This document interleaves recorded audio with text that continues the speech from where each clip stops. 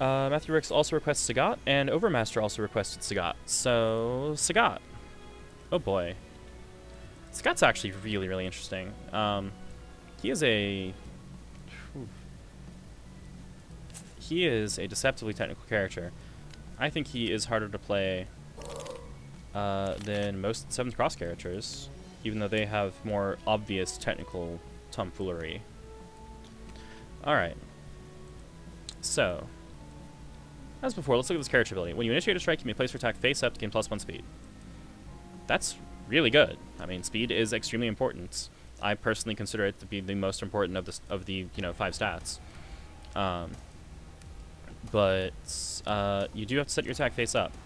So the question will be, how easily can he create unbeatable attacks by gaining +1 speed? Because if it's unbeatable, you don't care if the opponent knows what it is, right? To that end, in order to be able to talk about his character ability more, I'm going to go through his cards a little faster than I did it on fights. Let's look at this Exceed. When you Exceed, draw 2 cards and retreat up to 2. Okay, that is amazing value.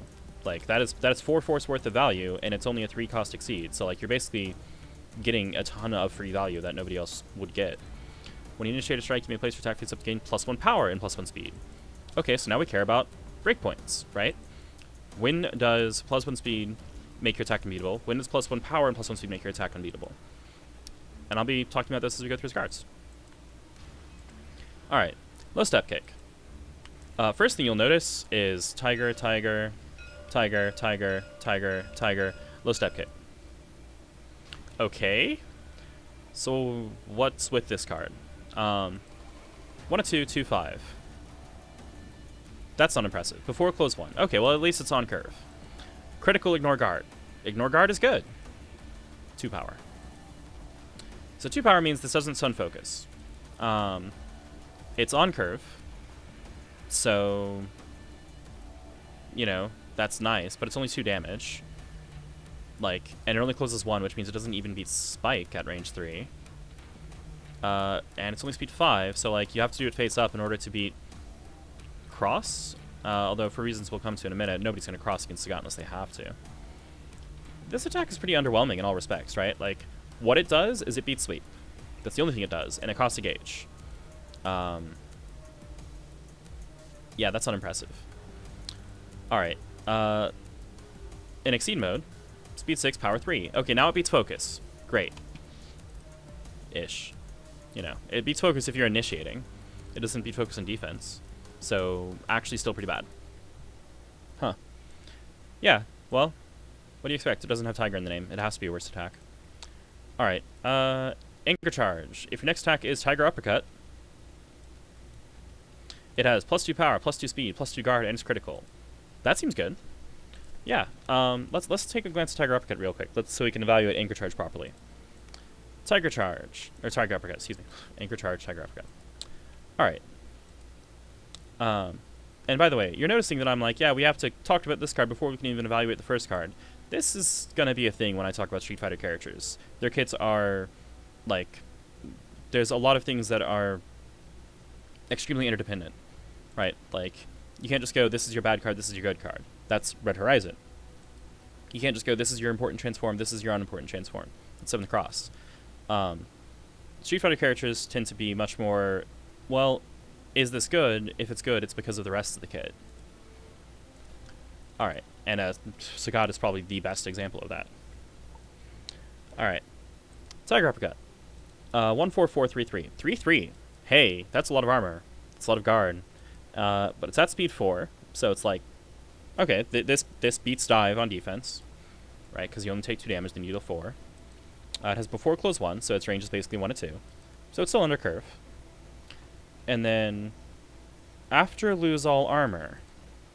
Alright, so that means that this is, like, it looks like a mid-speed, right? It's speed 4, hits 1 to 2. It's not a mid-speed. Mid-speed beats slow attacks. This actually loses to slow attacks really hard. Loses to focus and sweep. Does 2 or 4 damage, then it takes all the damage back. And it can't even push focus if you paid gauge to critical this. So, Alright. That's... So what this is a card that beats things faster than it, loses to things slower than it, right? So this is a slow attack. It's just a slow attack that's at speed 4, which is unusually fast for a slow attack. Interesting. Alright. How valuable is the critical hit push 2? Well, we'll talk a little bit about his favorite range once we've looked at all the cards, but it's not bad. It does have one really amusing thing, which is if you're playing this and you pay the critical and your opponent happens to play Spike, it actually loses to Spike, which is comical in my opinion. Alright, so, Anger Charge. This becomes 6 power. Obviously much better. 6 speed. Not actually better. Plus 2 guard. Doesn't even matter. Like, holy crap, when would that matter? And critical. Well, that's nice. Yeah, the critical is actually good here because you're not spinning gauge on it, obviously. And push 2 is good for Sagat. And since you're dealing 6 damage, you're not just making yourself lose to Spike for some reason. So Anchor Charge, actually pretty good. The only thing about this that's really, really awkward is increasing the speed actually makes this card worse, right? Like, if your opponent if you get to initiate, then this becomes stunningly good with your Exceed ability, because this becomes 1/7/7 before close 1. Which is frightening, right? That trades with focus beats everything else, just everything else. So Anchor Charge in Exceed mode tells the opponent you have to strike into me, and it strongly encourages them to play something defensive, which you might be able to use to your advantage, because defensive things are what deal with Tiger Uppercut. And even if you play Tiger Uppercut, the extra power is getting you some value. So Anchor Charge is actually a good boost. Low Step Kick, not a very good attack. On that same note, Tiger Uppercut, pretty mediocre as an attack. The main value of this is when you know your opponent is going to be faster than you, you can play this on defense and take less damage, which is good. That's quite useful, you know, take 3 less damage from anything. It's good. In fact, that's higher than normal value, right? Because block spins 1 forcing and plus 2 armor. This is 1 card for 3 armor. Nice. It just kind of sucks against slow things, but as long as you hit, you would still get gauge, so that's nice. Terrifying. If the opponent's at range 1, they must discard 2 cards at random, then strike. Alright. So that is 2 force for 2 cards, but the opponent's cards are random and yours are chosen. And you can of course spin gauge for it. That's pretty good. Then you must strike. Well, sure, that's fine. The idea here is you want to get rid of whatever it was they were planning on using to answer your big dumb move, right? So like by default, like they have maybe a dive or a focus or both, but their hand isn't very large. It's like 3 or 4 cards. Knock out some of those cards and then play your face-up sweep and just see if they can answer it. Chances are they'll have to wild swing at that point. So Terrifying's main purpose is to force the opponent to lose the answer to whatever big dumb face-up you're planning on playing. It's not bad. This attack as a whole is pretty mediocre, but, you know, it's not bad. Like, I'm not even sure if it's better or worse than the boost Anger Charge, because Anger Charge makes this attack so much stronger in Exceed mode specifically. Alright. Next card will be Tyranny. 1/5/3 with 4 guard before close 2. So it's under curve, but it has 4 guard. That is alright. Sorry. 4 guard is notable because it means it beats assault, and the hit gain advantage means it really beats assault. So this is obviously a straight up assault counter, right? It does more damage. It steals advantage. That's pretty good. Normally a like kind of slow attack with a little bit of guard would be a cross counter, but it doesn't cash cross. It only closes 2. And this critical after, if you want to stun push 3. Well, if you do that against the assault, you're in amazing shape. So yeah, this is the assault crusher. It's actually fantastic. Even though you get hit first, it's amazing. Now with +1 speed at speed 4, this says, well, you can't assault into me. If you cross out of me, you're at long range, which is great for reasons that we'll come to in a second. And, you know, what can you do? You can play sweep or focus, but I'm still going to gain advantage. And then if you are in Exceed mode, it goes up to 6 power, which is nice but not breaking. But EX becomes 7, which is, like, EX is then on curve 7 power, which is really good, but you have to have the EX for that. So, obviously the ability makes this quite a bit better, but not, like, amazingly better. The speed is actually way more important than the power in this case. Spites. +1 speed hit out this gauge. Well, that's just dandy. So, if your opponent passes turn, or, you know, doesn't strike, rather, then you can strike with +2 speed and gain some extra gauge off of it. We've already seen how extremely strong his Exceed effect is, let alone his Exceed ability. So, getting gauge is really good. We also can see from this card, well, from all these cards, actually, that criticals are things he wants to use sparingly, right? The Ignore Guard, you're only to do this if you know they're playing Sweep. Like, you only do this if you have to. The critical in this is really awkward. And most of the time that you're playing this card, you're not even confident you're going to hit them. Like, you'll play this into a fast move just for the armor, even though you don't think you're going to be in range to hit them once they're done. You can play this into Grasp. Take no damage. Great. End up at range 2. And then this critical is you better know that they're playing Assault. Otherwise, it's just not worth anything because it's not going to stun anything that matters. So yeah, Gauge is great. He's not going to use it on these crits. At least not very often. Alright. Tiger Shot. 2 to 5, 3, 4. So this is a standard projectile stat line. This is like the high projectile stat line. Critical hits. Well, worry about the critical in a second. Hit, push 1. Add the top of your discard to your gauge, then draw a card. Okay, so this is automatically giving you 2 gauge, right? 1 for the hit, 1 for the attack. Sorry, 1 for the hit, 1 for the hit effect. And it replaces itself in your hand in terms of card draw. That's interesting.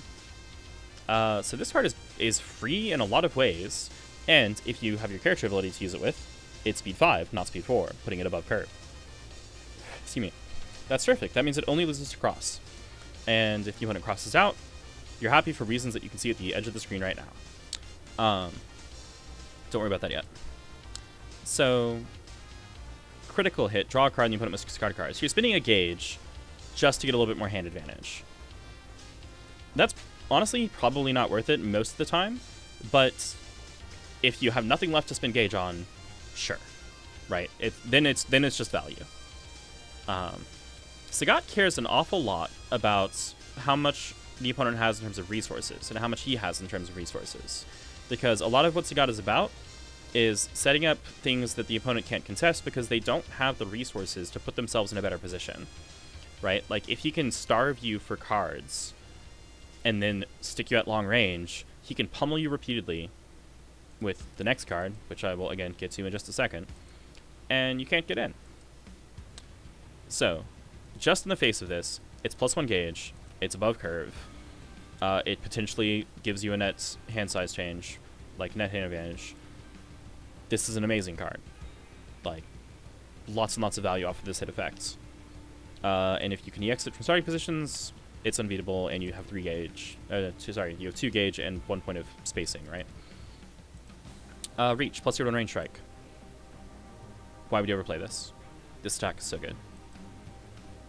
I guess you play Reach with your character ability when you specifically need to make something unbeatable that makes unbeatable, which is probably mostly going to be a range 4 spike, especially if the opponent's against the wall.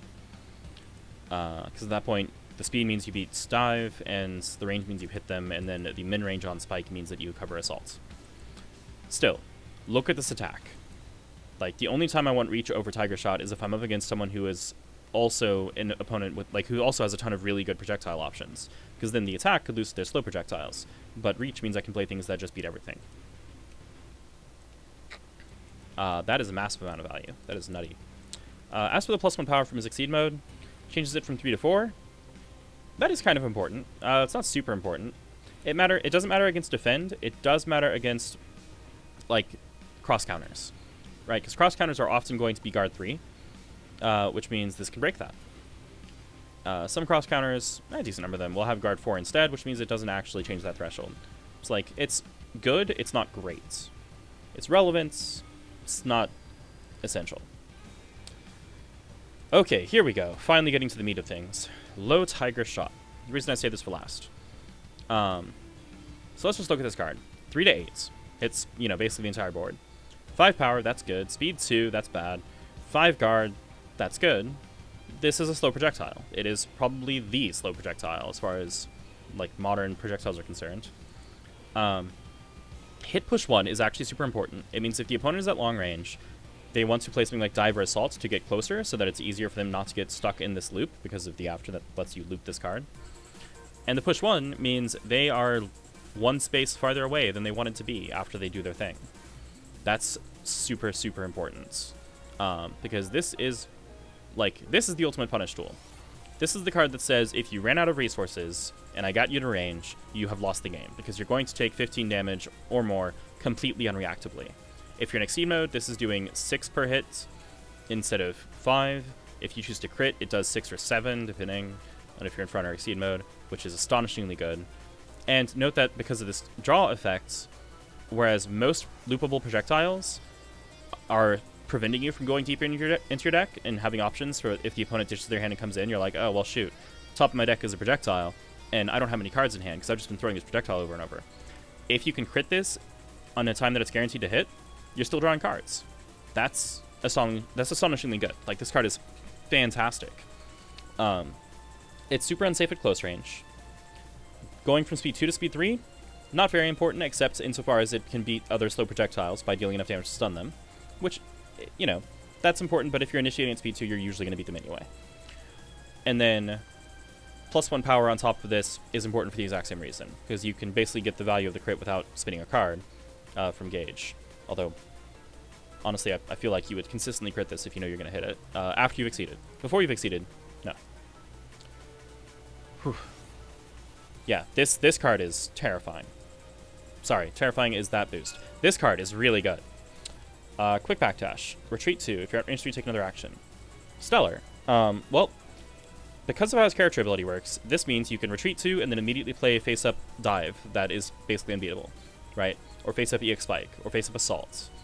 That's super important. And it's about to become more important with these Ultras. Actually, probably the most important card in this kit. Even if he doesn't have it, it's important. Alright. Let's check these suckers out. So, once he's exceeded, what does he spend his other gauge on? Because obviously he wants to exceed. Well, here's some very good things here, because we know his crits are mostly pretty mediocre. Tiger Destruction and Tiger Cannon. Alright, so Tiger Cannon I'm going to talk about first, because we specifically just talked about what makes it so important. 2 to 5, 4, 6, meaning it's one of the unbeatable projectiles. Hit, push 3, and gain advantage. So, you go to range 5, 6, 7, or 8, depending on where you started. And you have advantage, which means now you can throw this thing. And at range 5, it only loses to dive. At range 6 or greater, it loses to nothing. Which is, you know, pretty darn terrifying. I should stop using that word. Pretty darn scary. Also gives you advantage, so like you just get to go next. The opponent doesn't have time to react. They don't have time to dish their hand and move in close. They're going to get hit by Low Tiger Shot for a total of, you know, 10 or 11 damage between the two of these. Maybe 12, depending. Yeah. Okay, that's really good. That's why it's 4 gauge. You know, 4 gauge is extremely expensive, and he does need to exceed first, at least in my opinion, because this plus power, well, screw the power. This, when you exceed effects, means that your exceed is giving you value that is beyond the, you know, ability upgrade. Because that is that is more value of force than just taking those actions independently, which is really, really good. We've also seen already that Tiger Shot at range 3, 4, or 5 is practically unbeatable. And then he has, you know, Dive, Assault, Spike to use.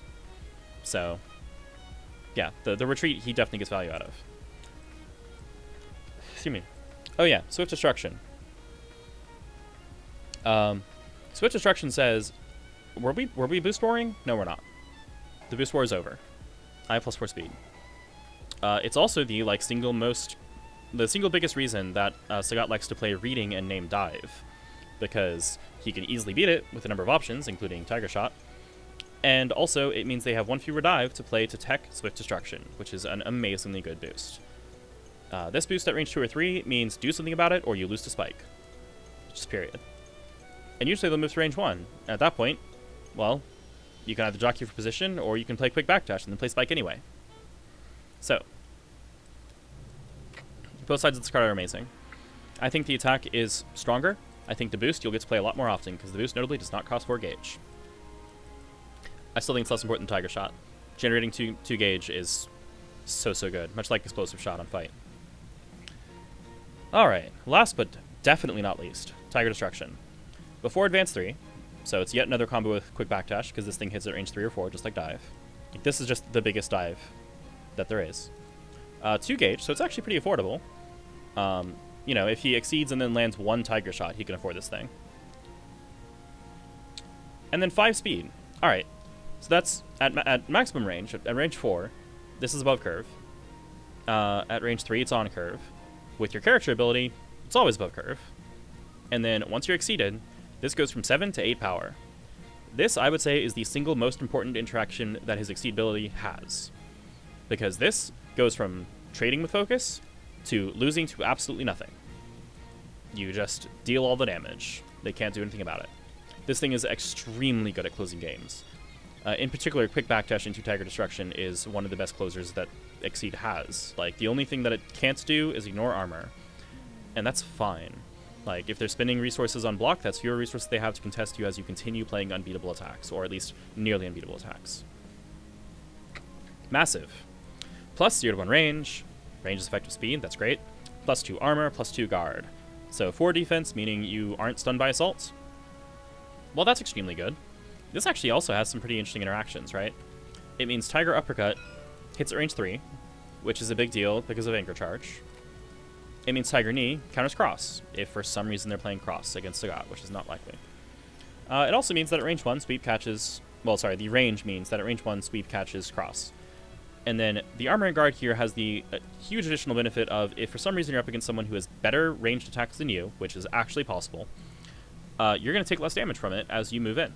You can play an Assault or a Dive and probably not get stunned because those are fast enough that they are likely to outspeed your opponent's mid-speed projectiles, and they aren't going to be stunned by the fast ones because they have too much defense.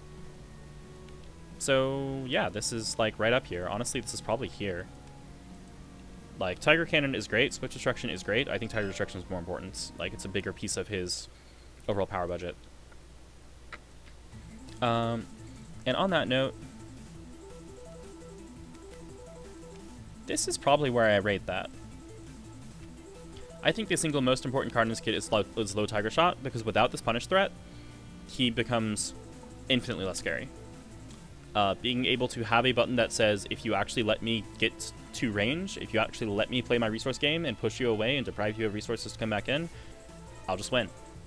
Like, that's really, really good. And then Tiger Shot, easily, like, the next most important thing because of that extra gauge generation and that 1 space of movement. That is really important push 1. It also refunds itself, so it's just super, super free. It's really good. Tiger Destruction...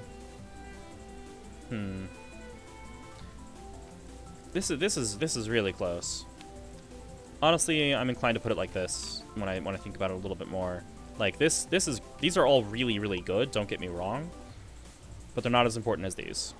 They're not as big a piece of his power budget. And they're definitely all more than these. Alright, well that's my take on Sagat.